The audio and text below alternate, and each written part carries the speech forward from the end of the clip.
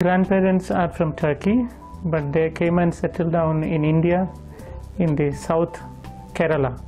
When I was in the womb of my mama, there was an infection for her womb. So all the doctors said the child will die in the womb. She did not accept anyone or any advice. She prayed to Allah saying, Allah, life belongs to you. So I know you can give life. If you give life for this baby, I will surrender this baby for you. That was her offering or a surrender.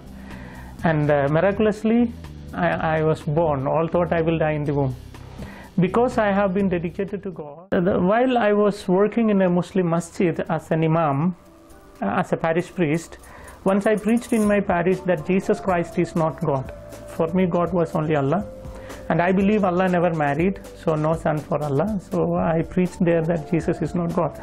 Then somebody asked me, who is Jesus? From the crowd. Maybe a Muslim, but he asked me, who is Jesus?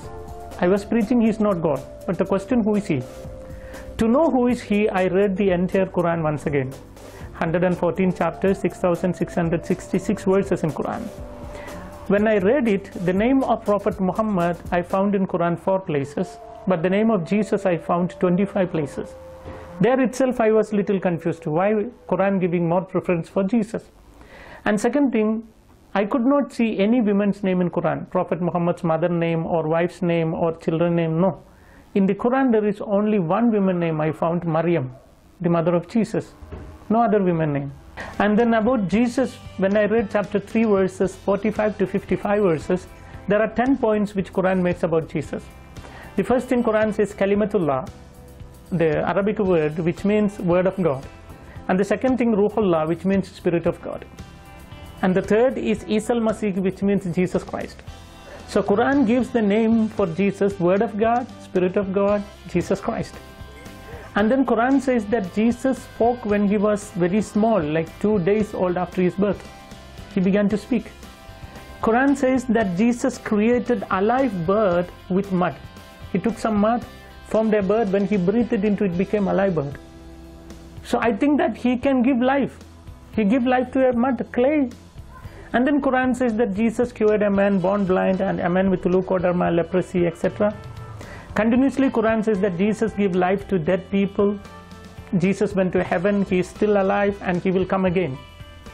When I saw all these things in Quran, my thinking was what the Quran says about Muhammad. You know, according to Quran, Prophet Muhammad is not the word of God, not the spirit of God, never spoke when he was 2 days old, never created any bird with mud, never cured any sick people, never raised any dead people. He himself died. And according to Islam, he is not alive and he will not come back. So there is a lot of difference between these two prophets. I don't call Jesus as God, you know. My idea was he's a prophet, but he is a prophet greater than Muhammad. So one day I went to my teacher, the one who taught me 10 years in Arabic college, and I asked him, teacher, how the God created the universe? Then he said, God created the universe through the word. Through the word. Then my question, word is creator or creation? Must clear it. My question, whether the word of God is creator or creation. Quran says Jesus is word of God. If my teacher said the word of God is creator, which means Jesus is creator, then the Muslims must become Christian. Suppose if he said the word is creation, he will be trapped. You know why? He said everything created through the word. Suppose if he said the word is creation, then how the God created the word? Wow. So he cannot say the word is creator, cannot say the word is creation. So he was quite angry. He pushed me out of his room and said, word is not the creator, not the creation, you get out from me, he said. So then when he said that, I told my teacher, word is not the creator, not the creation. That is why Christian says word is son of God. Then he told me, if there is a son for God, I must show him the wife of God. Without wife, no chance for having a son. Then I showed a portion from the Quran. Quran says that God can see without eyes. God can talk without tongue. God can hear without ears. It's written in Quran. I said, if that is the case, he can have a child without a wife. So there we have a big argument, and you know, at the end what I did, I took my Quran, kept on my chest, and I said, Allah, tell me what should I do? Because your Quran says Jesus is still alive, Muhammad is no more. You tell me whom should I accept? After my prayer, I opened Quran. I didn't ask anyone, I asked only to my Allah. When I opened Quran, I saw chapter 10 verse 94. You know what Quran says? فَإِن كُنْتُمْ فِي شَكٍّ مِّمَّا أَنزَلْنَا إِلَيْكَ فَاسْأَلِ الَّذِينَ يَقْرَؤُونَ الْكِتَابَ مِنْ قَبْلِكَ لَقَدْ جَاءَكَ الْحَقُّ. If you have any doubt in this Quran which I give to you, go and read the Bible, or ask the people, those who read the Bible. The truth is already revealed in that. So if you ask me, who made me Christian? It's not any fathers, it's not any sisters, it's not any bishops, it's not any cardinal, it's not even Pope. But the Holy Quran converted me to Christianity. So after seeing this, I decided to study Bible, and I went to a retreat center called the Divine Retreat Center, that's in India. And then while I was doing my Bible studies, there are a lot of points which touched me from Bible. The first day, Father read John chapter 1 verse 1 onwards. In the beginning there was a word, the word was with God, the word was God, the word became flesh. So my Holy Quran says Jesus is the word of God. Now the Holy Bible also says Jesus is the word of God. So I found it both is very similar, and I was happy to know that I need Quran and I need Bible both. You know, I was in a mood like one day become Christian, one day Muslim, one day Christian, you know, I need both. While I was thinking like that, again one more word I heard, that was John chapter 1 verse 12. Such a lovely word for me, because it's written in Bible, if anyone accepts Jesus, Jesus will give them power to become children of God. In all the verses of the Quran, Allah calls the human beings slaves, and Allah is master. Master cannot love the slave, slave cannot love the master. I don't like to be called by someone as slave. Quran says you are my slave. But when I heard John chapter 1 verse 12, it says, if you believe in Jesus, Jesus will give you power to become children of God. So immediately I said, I need Jesus because I want to be a child of God. There I began to call my God Daddy. Till then I never knew that I can call God Daddy. You know, Jesus taught the prayer in Aramaic language, Abun Doshmayo, our God who art in heaven. Abun he called. In Arabic language, Abun means our dad. You know, and if you ask me, I cannot express my joy whenever I call my dad, you know, whenever I call God Dad, and whenever I think that the creator of the universe is my dad, I have a kind of joy which I cannot express. It's beyond my, you know, experience cannot explain. Only you can understand by experience. So I really love to call my God Dad. There I decided to accept Jesus, and one fine day my dad came there. And it was very horrible because he beat me very badly, and there was bleeding from my nose, and I was unconscious. And then he took me home. I don't know how he took me, but somehow he took me home because I was unconscious. When I came in conscious, I was in a small room without any clothes. I was completely naked, and my hands and legs were chained very tight. And I could not even speak because there was chili powder in my mouth, nose, eyes, and you know, wherever the wound was there in my skin, they applied some chili there also for me to get burning. And they did so much because it is written in Quran more than 18 places to fight with the non-believers, and it is written in some places to kill the one who rejects Islam. So my dad is obeying the law of Quran, so he wants to do something, and within few days they did not give me food or water, and I was dried off. And one day my lift broke, and I was trying to lick little blood to wet my throat. Then my brother came and passed urine in my mouth. You know, they said that's punishment for you to believe in Christ. And then after so many days, like without food or water, my stomach became wrong, and my entire body became weak, and I became like a bone. Finally I lost even my memory power. I can't even think because no food, no water, so like a dead man.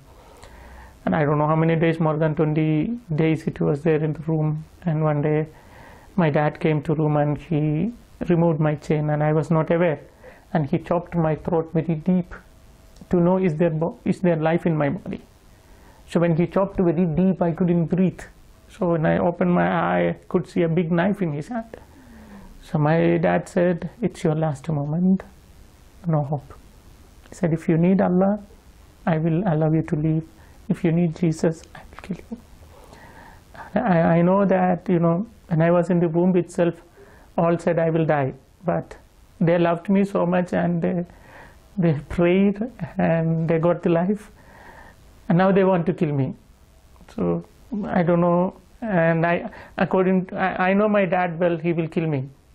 So when I know that it's my last moment of death, I thought, anyway, Jesus died, but he came back. If I believe in Jesus and I to make it my life, a kind of a joy, it is better to die in Jesus. When I decided, suddenly a light fell on my forehead, a moonlight, something fell on my, and there was a kind of electric shock, something passed throughout my vein.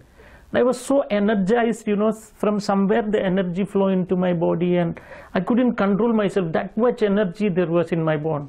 I pulled my dad's hand down and I cried out, Jesus! When I cried out, my dad fell on the ground. When he fell, with the knife which he was holding, there was a big wound for his chest.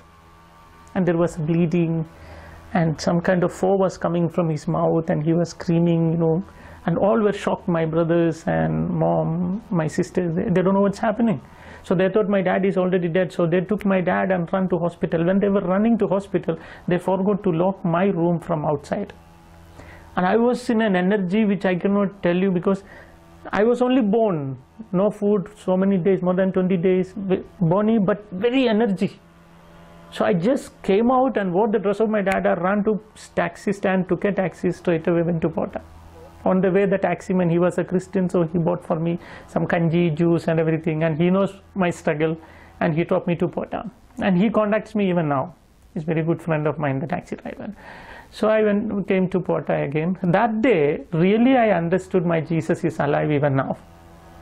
When I call him for my need, he saved me. So which means he is present here, even when I am talking to you. So that is my life. Everywhere I know that he is present. Because now after my conversion, 18 years, I never thought that the Muslims will allow me to live 18 years. And I have even preached in Middle East, where the Arabs came, but nothing happened. So which means my Jesus is alive and he is protecting me. Is your life in danger? Are people still trying to kill you? Yes, even after this experience, so many times they tried to kill me. So thereafter, no contact with my sisters, whom I love so much. My mom, I really love her, but no hope. Humanly speaking, no hope. God can touch them within a moment. So I'm praying, and even if they did not accept Christianity, I am always saying, Jesus, please take them to heaven. Where I am, I need them. So that's my prayer always. Yeah. And you're not afraid to die? Never. No, that's it. The fear of death is actually a foolishness. If you believe in Muhammad and die, you know what will be your situation? Prophet Muhammad died, people buried, and afterwards we don't know where he went. If I believe in him and die, I don't know where I will go. But Christ, who died, but he came back. So I have a hope, if I die in Christ, I too can come back. So it is better, be sure of death, and that should be in Christ. Because Jesus very clearly said, I am going to my Father's house. John chapter 14 verse 3. I am going to my Father's house, there are so many rooms, and I will arrange a room for you, then I will come back to take you. So, I am so happy to know that my Jesus is arranging big bungalow for me there, big house. Once if he finishes the work, he will come back to take me. I think it is a big bungalow, because last 18 years Muslims tried to kill me, they could not kill, which means still the construction is going on. Once if it is ready, then he will come back to take me. Then only the Muslims can kill me. Till then nobody can. So I am not afraid of death, because that is a fact. Only thing I am thinking, after my death what? To have eternal life, you need Jesus.